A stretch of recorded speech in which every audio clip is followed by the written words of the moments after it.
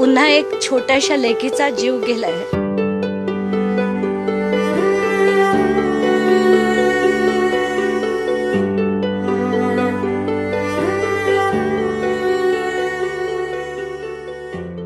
आयुष्य किती अनपेक्षित असतं ना।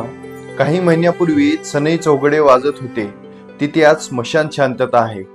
फेब्रुवारी 2024 मध्ये बीड आणि मुंबई येथे एक भव्य सोहळा पाहिला होता।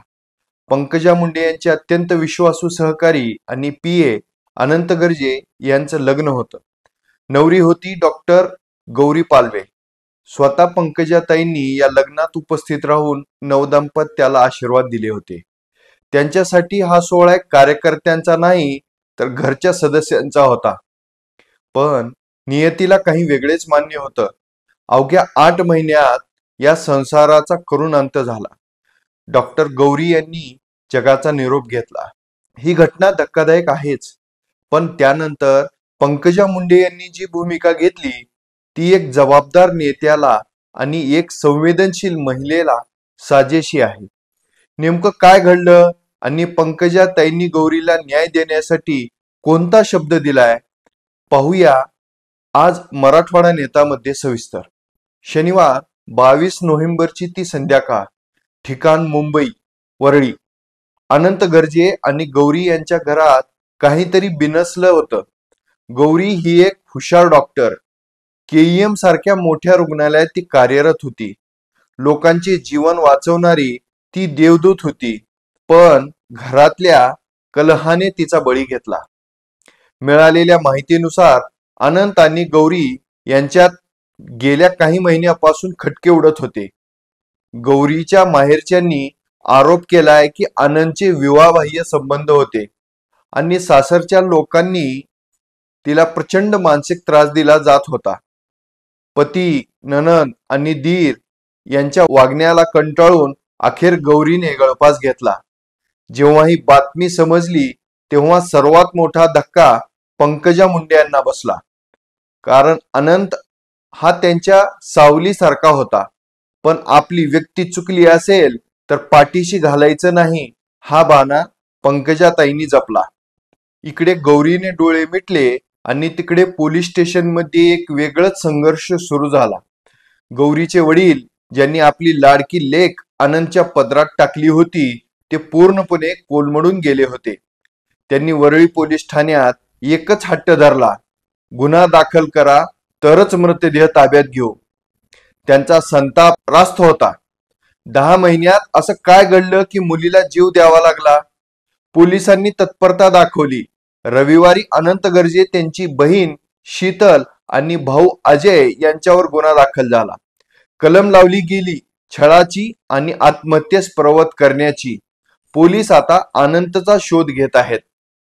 आता या प्रकरणाचा सर्वात महत्वाचा पैलू, अनेकदा राजकारणात असं होतं की आपला कार्यकर्ता अडचणीत आला की नेता त्याला वाचवायला धावतात, पण पंकजा मुंडे यांनी इथे राजकारण नाही तर माणुसकी जपली।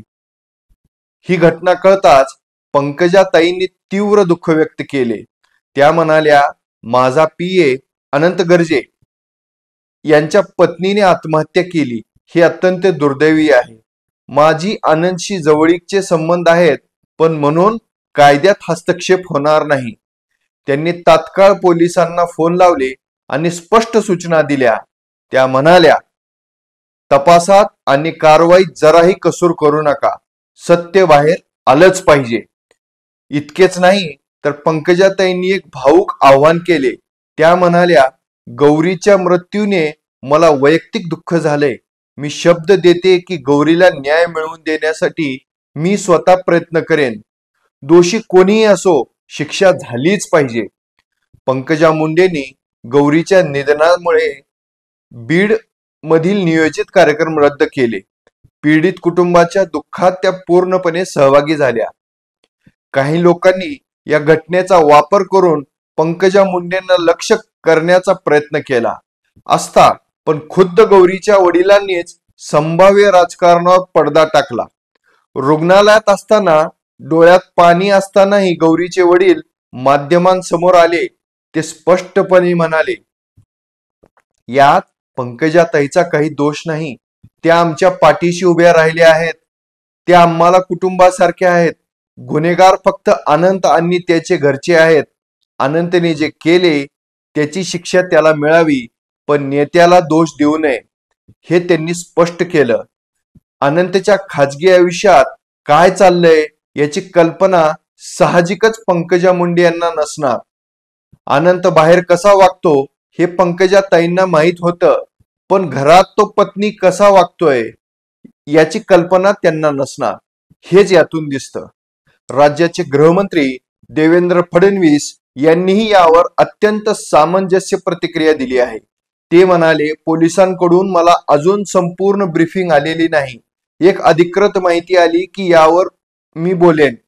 फडणवीसांचे हे मौन सांगते की पोलीस दबावाशिवाय काम करत आहेत आणि कायदा आपलं काम चोख करत आहेत. शेवटी एवढंच सांगावंसं वाटतं, डॉक्टर गौरी आज आपल्यात नाहीत, पण त्यांच्या आत्म्यास शांती तेव्हाच मिळेल जेव्हा दोषींना शिक्षा होईल. आणि या लढाईत पंकजा मुंडे या पीडित कुटुंबाच्या सोबत खंबीरपणे उभ्या आहेत. ही फार मोठी जमेची बाजू आहे. ज्या नेत्याने स्वतःच्या पीएला पाठीशी न घालता न्यायाची बाजू निवडली त्या पंकजा मुंडे यांच्या भूमिकेचे स्वागतच करायला हवं. पोलीस अनंत गर्जेला लवकर बेड्या ठोकतील अशी आशा करूया. या प्रकरणातील प्रत्येक अपडेट आम्ही तुमच्यापर्यंत पोहोचू. धन्यवाद. व्हिडिओ आवडल्यास लाईक करा, कमेंट करा. धन्यवाद. अखंड 40 वर्षांचा प्रवास, जनतेचा विश्वास, लोकशाहीचा श्वास. अन्याय, अत्याचार, भ्रष्टाचारांना फास, आधुनिकतेची धरून कास. दैनिक मराठवाडा नेता जे लातूरात तेच नांदेड, बीड, हिंगोली, धाराशिवसह महाराष्ट्रात आणि देशात. सर्वांचा चाहता मराठवाडा नेता. यूट्यूब, फेसबुक सबस्क्राईब करा, शेअर करा, लाईक करा. धन्यवाद.